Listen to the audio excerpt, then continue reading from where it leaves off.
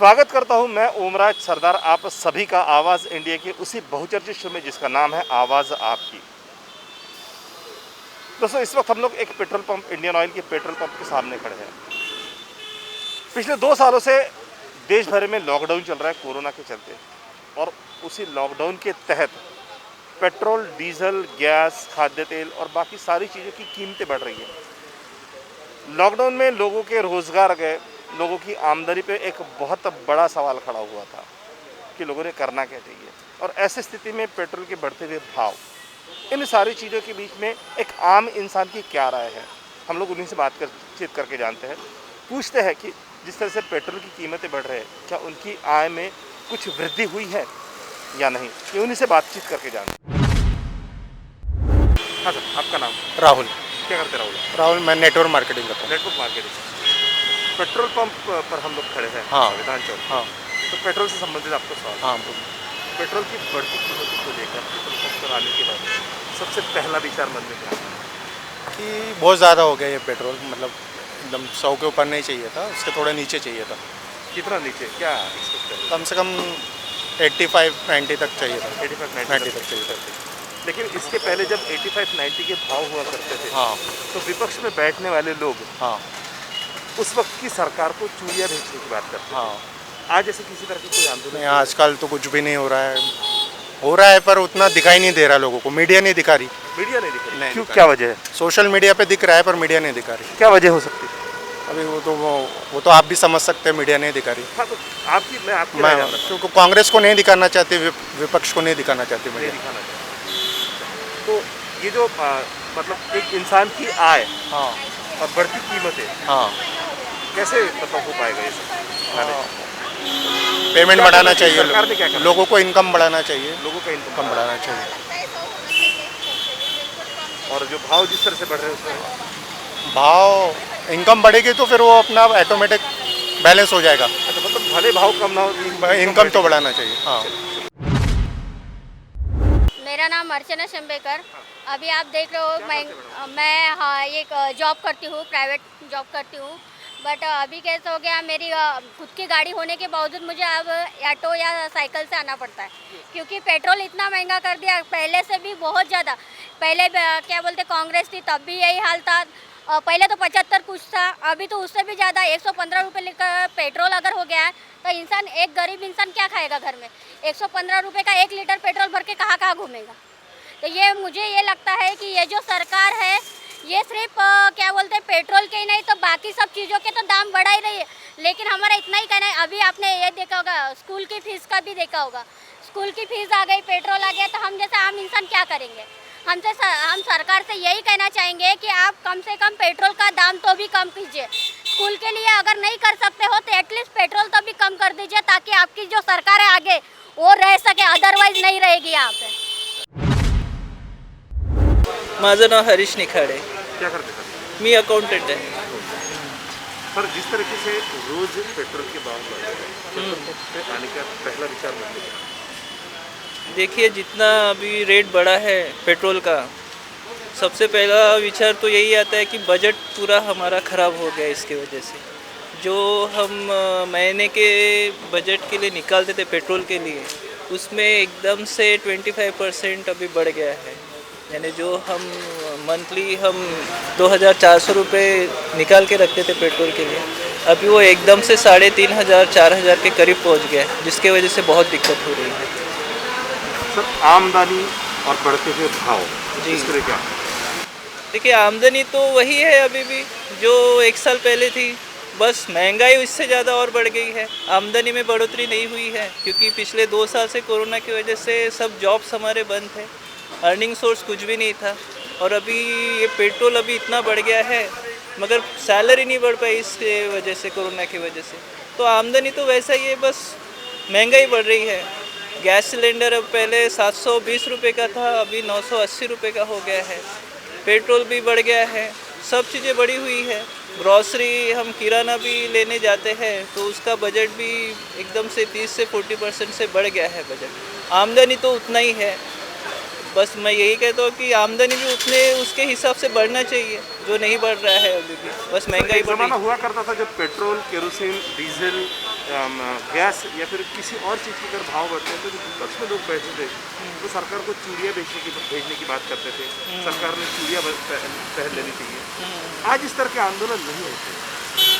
देखिए, आंदोलन करने के लिए आदमी के पास पहले तो हम जैसे कॉमन मैन के पास समय नहीं रहता है, क्योंकि रोज़ का जो नौकरी है, धंधा पानी है, आदमी की रोजी रोटी के लिए रोज़ का जो झगड़ना होता है वो उसी में पूरा समय निकल जाता है। और वो हमारे जो लीडर है, जो विपक्ष में बैठे हैं या पक्ष में बैठे हैं, जो रूलिंग पार्टी है, उन्होंने इन सब चीज़ों पे ध्यान देना चाहिए जो नहीं देते हैं। तो कॉमन मैन का जो बजट बिगड़ गया है, आमदनी कम है और महंगाई ज़्यादा हो गई है, इसका आंदोलन तो जो लीडर लोग हैं उन्होंने करना चाहिए। कॉमन मैन सब काम छोड़ के ये आंदोलन करने लगा तो फिर हो जाएगा, फिर तो देश का कल्याण ही हो जाएगा फिर। लेकिन सर, जिन पर हमने भागदौड़ छोड़ के रखी है जी, वो सत्ता में आने के बाद वही इन सारी चीज़ों के रेटों में बढ़ोतरी या फिर घटोतरी करते हैं। तो फिर ऐसी स्थिति में एक आम इंसान ने करना क्या चाहिए? विश्वास देखिए, आम इंसान ने तो यही करना चाहिए कि जब भी अभी इलेक्शन वगैरह होता है तो आदमी जो भी अपना लीडर है, जो गवर्नमेंट है, उसका एक बार कैलिबर कैपेसिटी एक बार देख लेना चाहिए।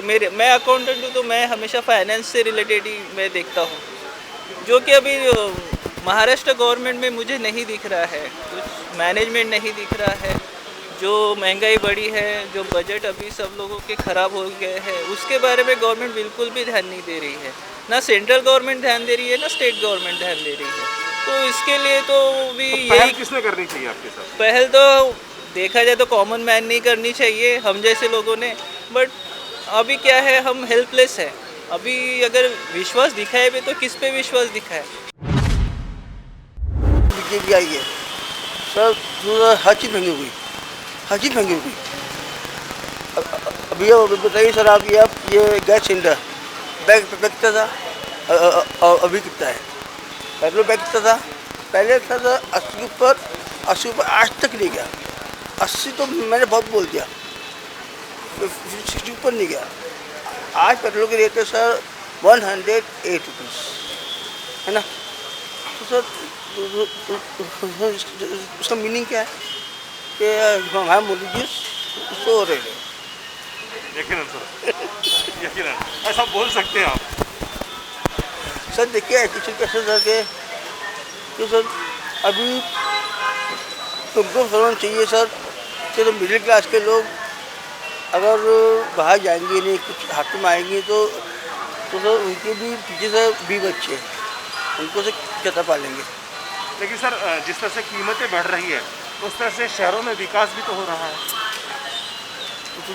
तो विकास हो रहा है, विकास कैसा हो रहा है? बेटा हो रहा है सिर्फ, विकास सिर्फ हो रहा है। और मैं समझे आपने, हमें कैसा कि विकास हो रहा है, लेकिन कहाँ दिख रहा है? सर, यहाँ पे मेट्रो दिख रही है, सीमेंट रोड दिख रहे हैं, और कौन सा दिखना चाहिए विकास? और किस तरह का विकास आप चाहते हैं? सर जी मेट्रो हो रहा है, मेट्रो में तो पैसा कमाया। नहीं पर सर, दिख भी तो रहा है ना। और सर देखिए सर, अच्छा सर दिखी आपको? ओके, जो सर आजकल का मजदूर आदमी का मेट्रो जाएगा, एक इसमें क्वेश्चन पूछता आपसे सर, आज आजकल का मजदूर आदमी का मेट्रो नहीं जाएगा, आजकल का मिडिल आदमी जाता है, आप में जा सकते मेट्रो में, लेकिन जो क्या गरीब इंसान है, जो रोज वो कुत्ता है, वो पाइप पीता है, वो मेट्रो जाएगा? वो सब औकात गाड़ी को काटनी तो मेट्रो जाएगा? बोलिए ना, मुझे बोलना विकास बोले आपने। जिस तरह से पेट्रोल की कीमतें बढ़ रही है उसके कंपेयर में मेट्रो के रेट भी तो कम है सर। अच्छा सर मैं एक क्वेश्चन पूछता आपसे, सर आपसे कभी सर मेट्रो में कभी आपने आज तक बैठे? नहीं सर, संबंध तो आया नहीं। सर मेट्रो बैठने कभी आपने? हाँ, नहीं। क्यों आपने बोलना मुझे? मेट्रो में बैठ चुका हूँ मैं सर। यहाँ से अब अपने यहाँ से बॉडी का अगर आप उसमें जाओ, रिक्शे ऑटो में जाओ, आपको लगेगा हार्डली 10 रुपये। अगर शरीफ सिंह गए, उसमें गए आपको लगेगा सब 25 रुपये। तो सब 25 रुपये महंगा है कि 10 रुपये महंगा है? मेट्रो है सर, ओके है, सब कुछ है सर। अपने ये जो वो है अपने हमारे नागपुर में ये अपने गगरी साहब ने मेट्रो चालू किया, लेकिन सर उनको पता नहीं उनको कि बेचारा मजदूर आदमी इसमें जाएगा, सफ़र करेगा तो कैसे करेगा, तो पैसे कहाँ से लाएगा वो। रमेश गुप्ता है। रमेश जी क्या करते हैं आप? ऑटो चलाते। ऑटो चलाते हैं। जिस तरह से आपकी आमदनी है और पेट्रोल की बढ़ती कीमतें हैं, तो पेट्रोल पंप पे आने के बाद पहला सवाल क्या आता है? पहला सवाल ये आता है कि आमदनी के हिसाब से पेट्रोल बहुत महंगा है, ज़रूरत से ज़्यादा महंगा हो चुका है। ये समझ लो कि सवारी से बहस होते रहती है, उसको बताओ 100 मीटर से चलो तो मीटर हम समझते ही नहीं, यही सब बातें और क्या क्या करें। पेट्रोल हम लोग बोलते पेट्रोल महंगा है, बोलते उसके लिए हम क्या करें? मत चलाओ रिक्शा बोले तो हम लोग करें क्या फिर? और कोई चारा ही नहीं। गाड़ी इतनी महंगी, पेट्रोल इतना महंगा, इंश्योरेंस महंगा, टैक्स है, सब कुछ तो लगा ही है। 5 सवारी देखी तो पुलिस वाला बोलता 500 का चालान बनाऊंगा, तो क्या करें? हमको कोई चारा ही नहीं, कुछ बचा है ना। हाँ सर, आपका नाम जानना चाहूँगा। My name is Ashok Shinde. अच्छा अशोक सर, जिस तरह से पेट्रोल की कीमतें बढ़ रही है हाँ जी। और एक आम इंसान की आमदनी, हाँ, इस बारे में आपका क्या कहना है? मेरा कहना ये है कि बिल्कुल बढ़ने नहीं चाहिए, कम से कम उतरनी चाहिए। कम से कम लोग चले तो गाड़ी से, हाँ। आए तो कम से कम, नहीं तो कल पैदल जाने की नौबत आएगी। ऐसा लग रहा है मेरे को। साइकिल भी मिलेगी कि नहीं मिलेगी मालूम नहीं। लेकिन साइकिल से घूमते तो स्वास्थ्य भी तो ठीक रहेगा सर। हाँ, साइकिल से घूमे तो, लेकिन अभी वो जमाना गया। आज तो नज़दीक घर में के पास भी जाना है तो स्कूटी लेके जाता हूँ सामने से, यकीनन है ना। यकीनन। तो सरकार ने क्या करना चाहिए? सरकार ने इस पर कुछ ना कुछ तो सोचना चाहिए कि लोगों को कुछ तो फ़र्क पड़े, लोगों तो कुछ खुश हो जाए। 5-10 हज़ार, 5 रुपये 10 रुपये से कम तो करे कीमतें थोड़ी थोड़ी। नहीं सर, जिस तरीके से सर अंतर्राष्ट्रीय बाजार में क्रूड ऑयल की कीमतें कम है और भारत कई अन्य देशों को जिस कीमत में पेट्रोल दे रहा है उससे तकरीबन 4 से 5 गुना ज़्यादा भारत में पेट्रोल बिक रहा है। मतलब पड़ोसी देशों में पेट्रोल 50, 57 और 60 रुपए की कीमत में बिक रहा है। हाँ ना, बिल्कुल। और वो सारा पेट्रोल भारत से ही जा रहा है और भारत में इस तरह की कीमतें बढ़ गई है। इसके पीछे क्या वजह हो सकती है? अब इसके पीछे क्या वजह हो सकती, क्या बताओ इसके बारे में। मेरे ख्याल से ये जो डेवलपमेंट कर रहे हैं उसके लिए पैसा वैसा लग रहा होगा, जितनी सुधारना हो रही होगी उसके लिए कुछ कर रहे होंगे, इसलिए बढ़ रहा होगा। पेमेंट बढ़ाती है सर, सरकार पेमेंट बढ़ाती है, लेकिन उतना तो ज़्यादा 2 पर तो वसूल भी करती है हमसे। बताओ, अभी हमारा पेंशन तो बढ़ा दिया, लेकिन पेट्रोल बढ़ा दिए, खाने के दाम में बढ़ा दिए, पैसा देती है इधर से लेती हुई है। लेकिन मैम, जो एक आम इंसान है, हाँ, जो किसी पद पर नहीं है, नहीं, किसी उनका सरकारी तो नौकरी में नहीं है, बराबर है जो सर। दिन में काम करता है और शाम को भरपेट खाने की इच्छा रखता है, हाँ, ऐसी स्थिति में उस इंसान के बारे में सरकार ने सोचना चाहिए। सोचना, उनके बारे में भी सोचना चाहिए और हमारे बारे में भी, सबके बारे में सोचना चाहिए। हम ऐसा नहीं बोलते आज रोज कमाता है वो शाम को खाता है, उनका तो बिल्कुल मरण ही है ना, पेट्रोल की लिए नहीं है। हाँ, और सब इंसान बड़ा भी सोचता है कि मैं गाड़ी से घूमूँ और छोटा भी सोचता है मैं गाड़ी से घूमूँ।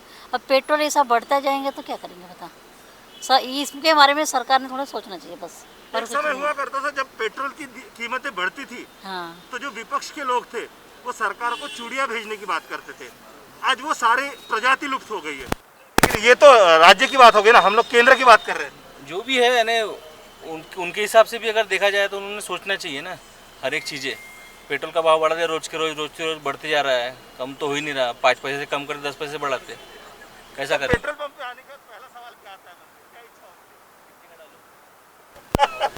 होती है? पहले 1000 का डालने के बाद में आधी यानी समझ लो 1000 का डालने में भी आधी टंकी नहीं होती, कैसा करें?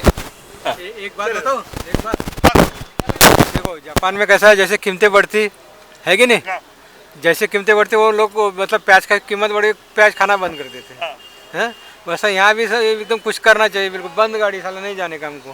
भारत में संभव है सर? नहीं संभव तो नहीं, यहाँ तो लेजी ने आलस्य बहुत है ना, आलस्य। मेरा नाम शौकत अली है, मैं कोलकाता से आया हूँ नागपुर काम की तलाश में। हम लोग का मतलब स्टेट, हम लोग हिंदुस्तान इतना ये हो चुका है, बैक हो चुका है। क्यों मतलब back हो चुका है? विकास तो बहुत चल रहा है। विकास वो सिर्फ टीवी में दिखाई देता, सोशल मीडिया में दिखाई देता कि ये हो रहा वो, और मगर हम लोग तक मतलब आज तक ये पहुंचा नहीं कि क्या विकास हो रहा। आज तक हम लोग को समझ में नहीं आया। हम लोग का जो आजकल बेसिक चीज़ है, नेसेसरी है, जो रोटी कपड़ा मकान जॉब नौकरी, जो आज तक हम लोग को सही से, हम लोग को ना नौकरी सही मिली, ना मतलब इनकम है ही नहीं, तो हम लोग कहाँ से मतलब ये मतलब सही तरीके से मतलब लाइफ गुजारेंगे। ये सब गवर्नमेंट को दिखाई नहीं देता है। सिर्फ ये दाम बढ़ा देते हैं कि इतना अच्छी, मगर ये नहीं दिखाया कि गरीब मतलब लोगों पर क्या गुजरेगी। मतलब इतना नौकरी नहीं है, बेरोज़गारी है, मतलब और भी बहुत सारा चीज़ है, हर चीज़ का दाम बढ़ रहा है। तो ये सब चीज़ के लेके हम लोग बहुत परेशान हैं। एक शहर से दूसरे शहर सफ़र कर रहे, नौकरी के तलाश में, काम की तलाश में। बहुत सारा हम लोग का ये प्रॉब्लम है जो गवर्नमेंट हम लोग का ये नहीं करता है। और ये तो ये सरकार को देखना चाहिए, यही सब है।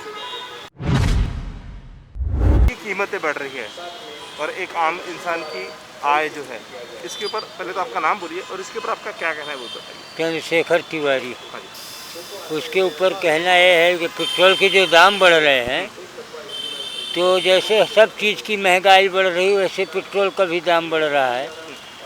अब पेट्रोल कोई अपने यहाँ तो होता नहीं, बाहर से आता है ना।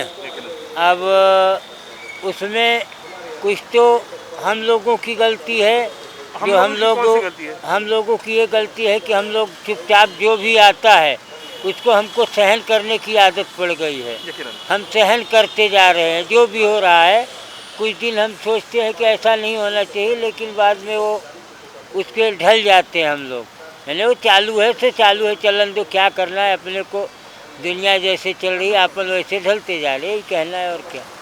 सर, जिस तरीके से अंतर्राष्ट्रीय बाज़ार में कच्चे ऑयल की कीमतें कम हैं और भारतीय बाज़ार में भारत से ही अन्य देशों में जो पेट्रोल जा रहा है वहाँ पर पेट्रोल की कीमतें कम हैं, जबकि वो पेट्रोल भारत से जा रहा है और उसी देश में हम लोग ज़रूरत से ज़्यादा पेट्रोल के पैसे दे रहे हैं।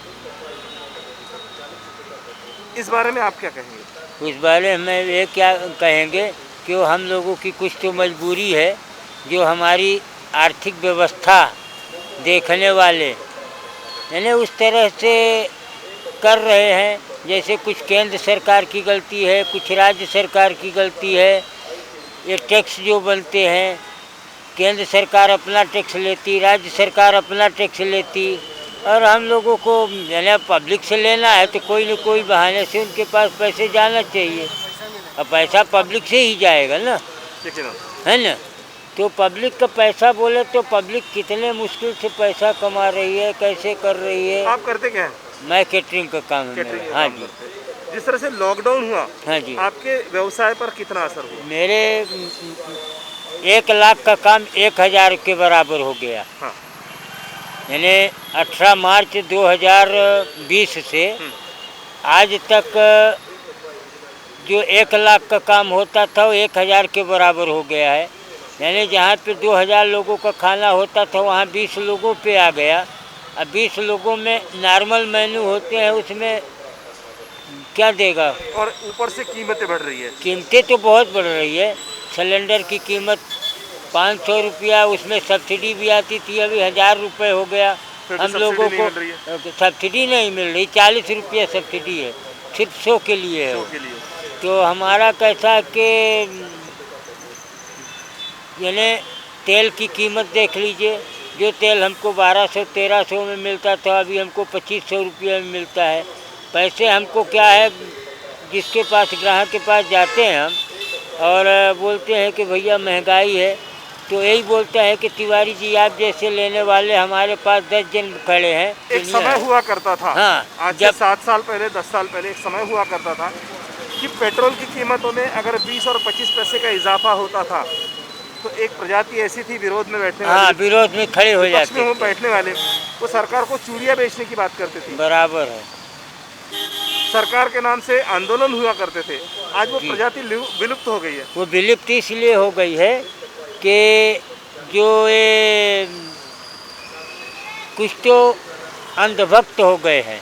अंधभक्त बोलेंगे हम, मतलब अंधभक्त है शहर में, देश में अंधभक्त बहुत हैं, बहुत है। बहुत हैं। पिछली सरकार में अंधभक्त नहीं पिछले थे। पिछली सरकार में भी अंधभक्त थे, हाँ, क्योंकि बोलते थे कि वो इंदिरा जी का ज़माना बहुत बढ़िया था, वो कांग्रेस की सरकार बहुत बढ़िया थी। अभी जैसे हम भाजपा के हैं, लेकिन हमारे भाजपा वाले ही बोलते हैं मोदी है तो सब ठीक है। हाँ। लेकिन ऐसा कुछ भी नहीं है। बहुत जगह हर कोई अच्छी चीज़ में कहीं न कहीं बुराइयां रहती हैं, है ना। तो आज भी बुराइयां हैं, तब भी बुराइयां थी। ये है कि आज देश जागरूक हो रहा है, लेकिन जागरूक के साथ साथ गरीब भी हो रहा है। हाँ, क्या नाम है आपका? मनीष भुजबटकर। क्या करते हैं मनीष आप? मैं जगवार कंपनी में हूँ सर। जिस तरह से आमदनी इंसान की है, पिछला लॉकडाउन, हाँ सर। लॉकडाउन में जिस तरीके से पूरा देश बंद था, हाँ सर।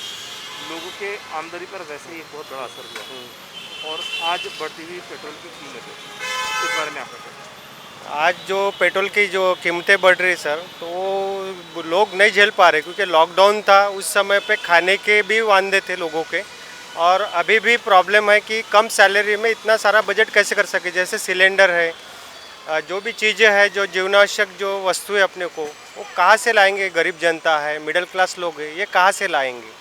बहुत बड़ी समस्या है ये देश के अंदर में। अभी ये इतने साल अपना भारत देश स्वतंत्र हुआ है, पर ये पहली बार इतना बड़ा जो महंगाई बढ़ रही है। कोई सरकार में ऐसी महंगाई नहीं बढ़ी है जो बीजेपी सरकार में बढ़ी है। यानी मैं कोई हाँ जिस सर। विकास की उन्होंने बात की थी, आज मेट्रो नागपुर शहर में दिख रही है, हाँ। सीमेंट रोड दिख रहे हैं। हाँ ठीक है ना, विकास होना चाहिए, जरूरी है, पर पहले जनता के तरफ ध्यान बहुत जरूरी है। जो कॉन्सेंट्रेट है जनता की तरफ, क्योंकि जनता ही चुन के देती है। जो मंत्री बनते हैं, जो भी पीएम बनते हैं, जनता के भरोसे ही वो आगे चलते हैं। तो मेरा ये कहना है कि जनता जो है भूखी नहीं रहनी चाहिए। विकास तो होगा ही, कोई भी सरकार आएंगे विकास करेगी ही, पर जो एजुकेटेड लोग हैं वो क्या करेंगे। और जो भी बेचारे अपने गरीब मजदूरी करके पेट पाल रहे हैं, वो लोगों का क्या है, फिर वो लोग क्या कैसे रहेंगे। तो पेट्रोल पंप पे आने के बाद पहला विचार क्या आता है मन में? पहले तो विचार था कि कितना पेट्रोल डलवाऊँ। अच्छा। सबसे पहले ऐसा लगता है कि पेट्रोल कितना मैं डलवाऊँ। हाँ। उसके उसके बाद में ऐसा लगता है कि इतना पैसे में अपन कैसे महीना निकालेंगे। हाँ। ये सबसे बड़ी चीज़ है। और घर का मेंटेनेंस कैसा करेंगे। हाँ सर, आपका नाम? मेरा नाम शांताराम बालपंडे है। शांताराम जी, क्या करते हैं आप? मैं व्यवसाय में हूँ। लॉकडाउन, लॉकडाउन और लॉकडाउन में पूरी तरह भारत बंद। लॉकडाउन में पूरी तरह से भारत बंद है। उसके अलावा जब खुला तो लोगों के, काफ़ी सारे लोगों के रोजगार से हाथ धोना पड़ा। ये तो और बढ़ती कीमतें, इस विषय पर आपका क्या? ये तो सबसे बड़ी त्रासदी है दुनिया में। अपने भारत देश में क्या, सारी दुनिया में ही सबसे बड़ी त्रासदी है कि लॉकडाउन का सबको मार झेलना पड़ा। और सब बहुत लोएस्ट यानी पीछे चले गए हैं। ये चला। हाँ। और जिस तरीके से कीमतें बढ़ रही है, हाँ। फिर वो पेट्रोल की हो, महंगाई खाद्य तो तेल की हो, गैस की हो, हर क्षेत्र में महंगाई ने इतनी ज़्यादा जबरदस्त लोगों की कमर तोड़ दी है कि गृहिणियों के घर के बजट बिगड़ गए हैं। आदमी लोगों के ऑफिस के खर्चे, घर के खर्चे, ट्रैवलिंग के खर्चे, तो बेर के मैंने झेलने के मतलब क्या बोले वो कुछ समझ में नहीं आता कि किस तरीके से मेंटेन करें अपने आप को। तो सर पेट्रोल पंप पर आने के बाद पहला सवाल मन में क्या आता है? हाँ, पहले अब सवाल ये आता है कि लोगों ने अब गाड़ियाँ छोड़ के साइकिल चलाने के काबिल कर दिया इंसान को। किसने? सरकार ने। सरकार ने। अच्छा। सर, जिस तरीके से अंतर्राष्ट्रीय बाजार में कच्चे तेल की कीमतें काफ़ी कम हो चुकी है। हाँ। एक समय हुआ करता था जब कच्चे तेल की कीमतें बढ़ती थी। हाँ। और भारत में उस वक्त जब पेट्रोल की कीमतें बढ़ती थी तो केंद्र सरकार को दोषी कहा जाता था। हाँ। और विपक्ष में बैठने वाले लोग केंद्र सरकार को चूड़ियाँ बेचने की बात करते थे। हाँ। आज वो प्रजाति कहीं तो भी लुप्त हो चुकी है। आज कच्चे तेल की कीमतें कम होने के बावजूद भी भारत में पेट्रोल के भाव, डीजल के भाव बहुत ज़्यादा बढ़ गए हैं, आसमान छू रहे हैं। साथ ही साथ भारत से अन्य देशों में, पड़ोसी देशों में पेट्रोल जहाँ पर जा रहा है, वहाँ की कीमतें भारत के पेट्रोल से आधी है, आधी से कम है, जबकि भारत में दुगने से ज़्यादा कीमतें दे रहे हैं। भारत सरकार रेवेन्यू पब्लिक से इस हद तक रिकवर कर रही है कि उसको पब्लिक का कोई लेना देना ही नहीं। उसकी कितनी कमर टूटती है, वो सिर्फ अपनी तिजोरी भरना चाहता है, लोगों की तिजोरियाँ खाली करके। लेकिन एक तरफ जिस तरीके से प्राइवेटाइजेशन हो रहा है, वो भी तो पैसा सरकार के पास ही जा रहा है। सरकार तो हर क्षेत्र में ही टैक्स लगा रही है। आज अपने एक देश, भारत देश ही एक ऐसा है जहाँ रजिस्ट्रेशन चार्ज जो है सबसे महंगा है तो बाकी दुनिया के देशों से। ऑस्ट्रेलिया जैसे में 0.5% है तो यहाँ 8.5% लगता है। यानी हर जगह टैक्सेस के बारे में या महसूल क्षेत्र में बहुत मनमानी कर ली है सरकार ने। इसको कम करना चाहिए ऐसा मुझे लगता है। तो आप आपकी तरफ से सरकार के लिए क्या संदेश देंगे? सरकार के लिए मेरा यही संदेश है कि जैसा वो अपने सरकार पूरे अपने उपक्रम का ध्यान रखती है वैसे लोगों के घर के बजट का भी ध्यान रखना चाहिए सरकार ने। और लोगों को इतनी भी कमर नहीं तोड़नी चाहिए कि आम आदमी त्रस्त हो जाए, परेशान हो जाए। जिस तरीके से इंसान की आय और जो बढ़ती कीमत है उस विषय में आपका क्या कहना है? उसके लिए क्या बोलना कि कीमत, अब पेट्रोल डीजल हर चीज़ ही तो महंगी है आज के ज़माने में। तो महंगी होने के पीछे की वजह क्या है? क्योंकि पेट्रोल की अगर हम लोग बात करते हैं तो अंतर्राष्ट्रीय बाजार में पेट्रोल कच्चे तेल की कीमतें काफ़ी कम है और भारत सरकार में पेट्रोल की कीमतें बहुत ज़्यादा है। देखो भारत से ही अन्य देशों में पेट्रोल जा रहा है, वहाँ पर भारत की तुलना में आधे से कम कीमत पे पेट्रोल बिक रहा है। जिसकी भारत और अपने देश में जब महंगाई, पेट्रोल महंगा है तो उसकी वजह यह है कि वो जो महंगाई सरकार बढ़ा रही है तो वो लेती किससे? अपने से ही वसूलती है ना। हाँ, आज जो फुकट में सिलेंडर बांट रही है तो वो सिलेंडर की कीमत किससे ले रही है? अपने से वसूल रही है। आज 1000 रुपये का सिलेंडर हो गया वो। हाँ, जो पिछले ज़माने में 300 और 400 रुपये 300-400 रुपये था, लेकिन आज वो सिलेंडर की कीमत है। बोलते सरकार ने सिलेंडर फ्री में बांटे है तो उस फ्री में कहाँ से बांट रही है? तो सोचो वो सिलेंडर की कीमत अपने लोगों से ही ले रही है ना। आज 1000 रुपये का सिलेंडर हो गया, वो 300-400 रुपये का दे रही है क्या? हाँ, एक ज़माने में सब्सिडी मिला करती थी। सब्सिडी किसको मिलती है बताओ आज के ज़माने में? एक ज़माने में मिला करती थी। यहाँ तो ऐसा हो गया कि सब अब जान बोले तो बहुत कुछ है। बोलिए ना, हम चाहते हैं कि आप अपनी बात बोले। क्या बोलेंगे उसके लिए? सब्सिडी किसको मिलती है? आज हमारे बच्चे जाते हैं स्कूल में, मम्मी देखो बोले आज गरीब, देखो गरीब तो हर समाज में रहते हैं। हाँ, तो ज़रूरी थोड़ी आप एक ही समाज को लेके बैठ जाएंगे। आज तुमको हर समाज में गरीब मिलते हैं ना, तो सब्सिडी उनको भी दो ना तुम। हाँ, तुम एक तो सिलेंडर की सब्सिडी तो हर किसी को मिलती थी मैडम। किसको मिल रही है बताओ ना? नहीं, एक ज़माना हुआ करता था भारत में सिलेंडर की सब्सिडी हर किसी को मिलती थी और अब कहाँ मिल रही है? अब इस सरकार में नहीं मिल रही है। नहीं मिल रही ना, दे ही कहाँ रही है सरकार किसी को? वही तो बोल रहा हूँ मैं। हाँ, दे ही कहाँ रही हो? अब क्या उस किसको देंगी वो, ये बताओ ना। अपने से ही वसूल रही है और वो गरीबों को दे रही है और बोलती कि सरकार दे रही। सरकार कोई अपने जेब से निकाल के देती क्या? अपने से ही वसूलती और वही देती है। हाँ, तो महंगाई तो बढ़ना ही है ना। वो महंगाई बढ़ाएंगी और अपने लोगों से लेंगी और उनको बांटेंगी, तो वो बांटती है। और आज देखो तुम काम वालों को ये गेहूँ सस्ता, काय का चावल गेहूँ कंट्रोल से लाते, उधर हमारे वहाँ पे देखो बेचने आते, चिल्लाते चावल है क्या, गेहूँ है क्या, उठा के वही गरीब लोग उन लोगों को चावल वो सब बेच देते। कोई खाते क्या वो चावल? नहीं खाते। आज 2 रुपये किलो, 1 किलो 2 रुपये किलो उनको चावल देती है सरकार। तो वो नहीं देना चाहिए? नहीं देना चाहिए उनको मेहनत करने लगाओ ना आप। उनको मेहनत करने क्यों नहीं लगा रहे? ये सब्सिडी तो ऐसे में तो नुकसान किसका है? बड़े बड़े लोगों का है, व्यापारियों का है। तुम उनका टैक्स बढ़ाओगे, तुम जीएसटी उनके ऊपर सब व्यापारियों के ऊपर थोप देते उठा के।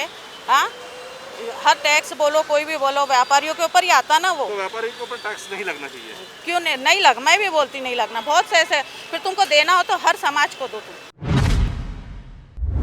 मेरा नाम जगदीश ट्रेडिंग कंपनी प्रोपराइटर स्वयं प्रकाश गुप्ता। गुप्ता जी, जिस तरह से लॉकडाउन हुआ जी, पूरी तरह शहर बंद था, देश बंद था, बराबर। उसके बाद में जिस तरह से महंगाई बढ़ी, बराबर, आज खाने के तेल की कीमतें भी बहुत ज़्यादा बढ़ चुकी है जी। तो आपके व्यवसाय पर किस तरह का असर हुआ इसका? हमारे व्यवसाय पे तो 90% यानी बिल्कुल डाउन हो गया। किस तरह से? ये कि ना कोई ग्राहकी आता है और ना हम लोग तो व्यापार करते हैं, उसके बाद में महंगाई इतना होने की वजह से लोग लेने से कतराने लगे। और यहाँ हमारे ही भी व्यापार में नहीं, हम लोगों का तो ऑयल का प्लस किराने का सब व्यापार है, उसकी वजह से। और दूसरी बात है कि त्यौहार नहीं हो रहे, शादी ब्याह नहीं हो रहे, और जो अपनी खुशियाँ मनाना था, लोगों को खुशियाँ मनाने से, गैदरिंग मनाने से, बर्थडे मनाने से, ये सब हो गए नहीं। तो लोग जो रॉ मटेरियल लगता है वो हम लोगों की दुकान से जाता था, वो बंद हो गया, वो गेट टुगेदर ही होना बंद हो गया, लोगों ने खुशियाँ मनाना बंद कर दी। तब खुशियाँ रही नहीं तो फिर खुशियाँ यहाँ दुकानों में कैसे आएगी? बराबर से। तो अब ये इस वजह से वो अब दूसरी बात है कि महंगाई इसलिए भी बढ़ गई कि गवर्नमेंट के एक्साइज ड्यूटी, ये ड्यूटी, वो ड्यूटी बढ़ने की वजह से फॉरेन वालों ने भी उसका लाभ लिया। यहाँ पे भी महंगा हो गया रॉ मटेरियल। सर महंगाई बढ़ने की वजह क्या हो सकती है? महंगाई बढ़ने की वजह एक तो शॉर्टेज है, कोई जैसे अब तेल के अंदर में फॉरेन से तेल आता है तो यहाँ वो महंगा हो गया, वहाँ ड्यूटी लगने के बाद में। बाकी का दूसरे रॉ मटेरियल है, जैसे अफ़गानिस्तान के अंदर में तो वहाँ किराने के जो मेवे आते थे वो बंद हो गए। पाकिस्तान से संबंध बंद होने के कारण इंपोर्ट कम हो गया, तो जो चीज़ भी इंपोर्ट यहाँ हो रही है वो महंगी हो गई। लेकिन भारत में जिन चीज़ों की मतलब ये होती है, मैन्युफैक्चरिंग होती है, उसकी भी तो कीमतें बढ़ गई हैं।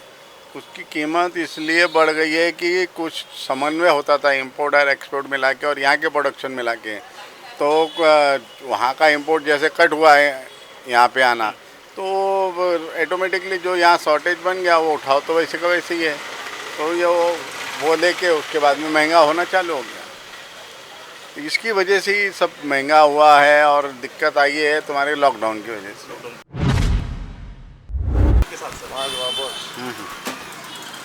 लॉकडाउन के बाद अपने परिचय के साथ अपने परिचय से। हाँ, मेरा नाम है मनोज वैष्णव। आप मनोज वैष्णव है। लॉकडाउन के क्या है, उसके पहले तो ग्राहकी अच्छा था, लॉकडाउन के समय में अच्छा था ग्राहकी। अभी तो लॉकडाउन खुल चुका है। लॉकडाउन खुल गया, उसके बाद में धंधे पूरा ठंडा है, कारोबार में उतना। अभी शायद तीसरा भी लॉकडाउन लग सकता है। हाँ, उसके हिसाब से ग्राहकी नहीं है। नहीं है? नहीं है। क्यों सर, ऐसा क्या हो गया? अब जबकि मार्केट खुल चुका है, पूरा खुल चुका है, उसके बाद भी तो ग्राहकी में नहीं ना, धंधे नहीं है। क्या वजह हो सकती है? अभी क्या, पैसे नहीं है लोगों के पास में, वर्किंग नहीं है। पहले तो 3-4 महीने जो लॉकडाउन में खाली बैठ गए लोग घर में, मजदूर बैठे रहे और खाने के लिए उनको पैसे नहीं है, काम ही नहीं है, तो पैसे कहाँ से आएगा? तो काम होना ना, काम कंटिन्यूस काम होना, तो उसके हिसाब से उसको ये रहेगा, पैसा का आवक रहेगा। पैसा का आवक ही नहीं है तो कहाँ से खर्चा करेंगे? ऐसा आमदनी 98 हो गया, खर्चा 1 रुपया हो गया अभी। हाँ, ऐसा है। तो सर इन सारी चीज़ों के लिए जिम्मेदार कौन है?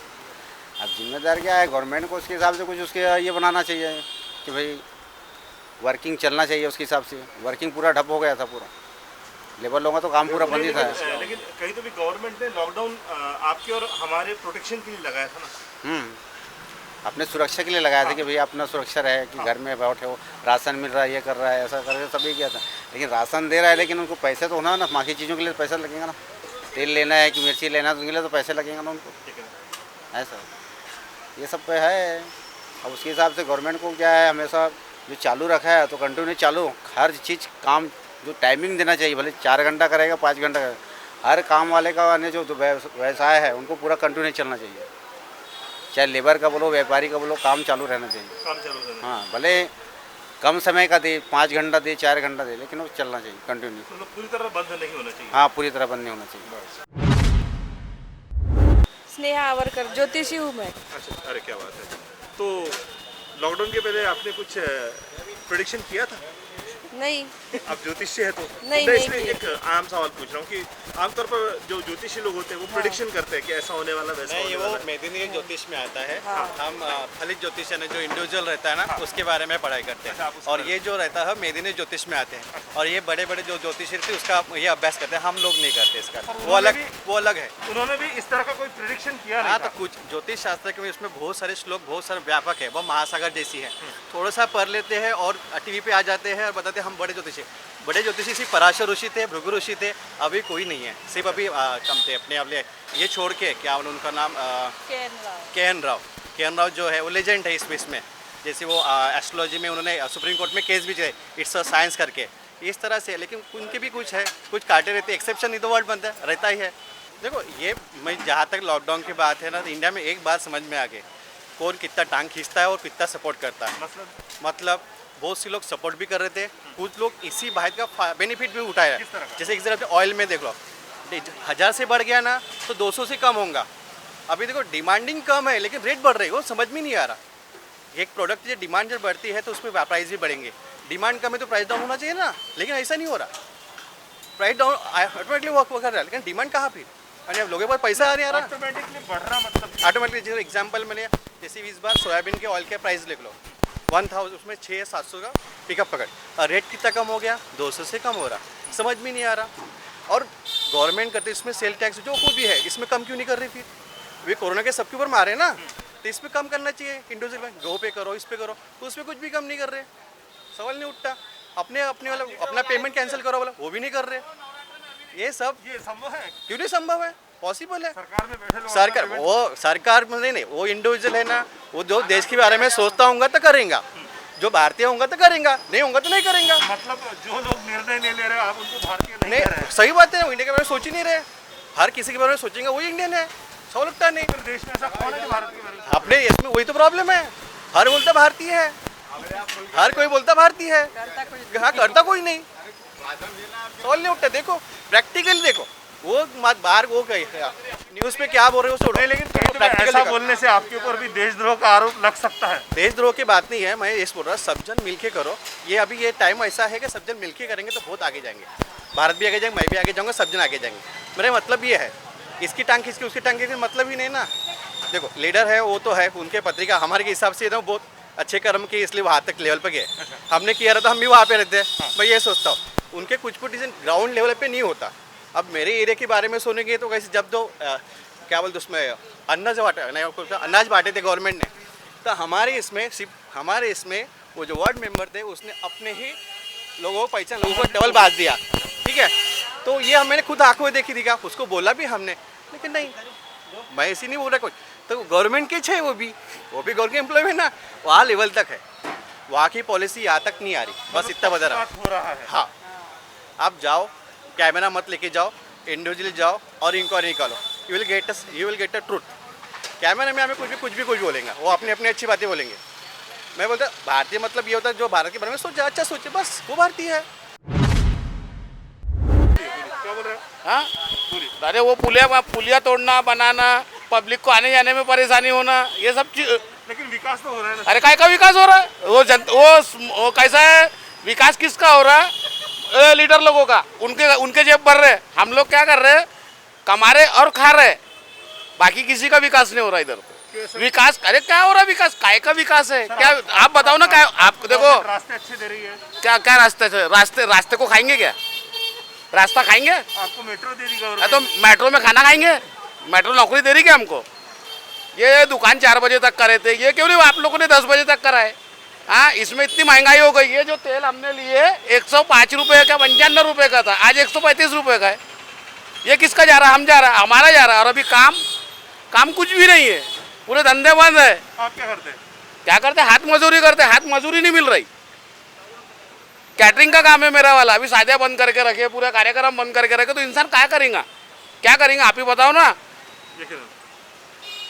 पूरे प्रोग्राम बंद है, शादियाँ बंद है, हर चीज़ बंद है, तो इंसान कमाएगा तो कमाएगा क्या? आज कैटरिंग के धंधे से, शादियों से, हर चीज़ों का धंधा है, कपड़े से लेकर किराने से लेकर हर चीज़ों का, वही बंद है। तो क्या करोगे हम कुछ नहीं कर सकते। ये सिर्फ ये जो है विकास करवाने वाले का घर भर रहा है, हमारे जैसे का घर नहीं भर रहा। चलो बाय, बाकी कुछ बात नहीं। तेल के धंधे में तो कोई असर हुआ नहीं, पूरा लॉकडाउन चालू था। फर्क थोड़ा सा 30-40% का यही पड़ा कि होटलें बंद थी। तेल की जो मेन खपत है वही शादी ब्याह, होटल, वो पूरा बंद था, तो वहाँ जो खपत होती उतनी मार खा गई। बाकी खाने वाले को तो सबको चलते ही रहा साल भर। आपके व्यवसाय पर किस तरह का? व्यवसाय 30-40% घट गया ना। जो मेन जो खपत है तेल की, होटल, शादी ब्याह, मैयत, इसमें ही ज़्यादा वो पगड़ी रस्म वगैरह करते जो, वो सब तो बंद था। नॉर्मल 100-50 लोगों में शादी हो रही थी, तो क्या जहाँ 20 डब्बे तेल लगते शादी वाले को, 2 डब्बे में काम चल रहा। 30-40% बिजनेस तो मार खाई गया। उससे ज़्यादा कोई बहुत ज़्यादा असर नहीं हुआ। हाँ, पूरा नहीं हुआ। जैसे दूसरे अदर बिजनेस है, कैटरिंग वाले और ये जो भवन वाले, होटल वाले, इनको जो फर्क पड़ा उतना फर्क तेल वालों को नहीं पड़ा। 60% चला उनका धंधा, चला। ओवरऑल इस लॉकडाउन का असर उतना आप पर नहीं हुआ नहीं हुआ आपके व्यवसाय पर, जितना बाकी लोगों पर। अदर जैसे कपड़े वाले ये जो चीज़ें है और ग्राहक का जो होता है वो कैसा है? ठीक है ना, ग्राहक तो बड़ा सोच समझ के ही ले जा रहे थे, तो सबके पास पैसे की तंगी तो थी ना, वो तो रही। ग्राहकों को तो तकलीफ हुई है, आने में तकलीफ, पहले लॉकडाउन में निकलना मुश्किल था। सर अचानक जो भाव बढ़ गए इसके बारे में वो तो फॉरेन के ऊपर से हुआ, वो यहाँ का लोकल कुछ भी कोरोना से उसको भाव बढ़ा नहीं है। पिछले साल सोयाबीन का क्रॉप खराब हुआ इंडिया में, अमेरिका से आता है सोयाबीन, वहाँ का क्रॉप खराब हो गया। पामोलिन जो मलेशिया और इंडोनेशिया से आता वहाँ भी क्रॉप खराब हो गया। कोरोना में वहाँ पे लेबर नहीं मिले उनको, ये सब चीज़ों से तेजी आई। कोरोना यहाँ पे आया उसके कारण कोई तेजी नहीं आई।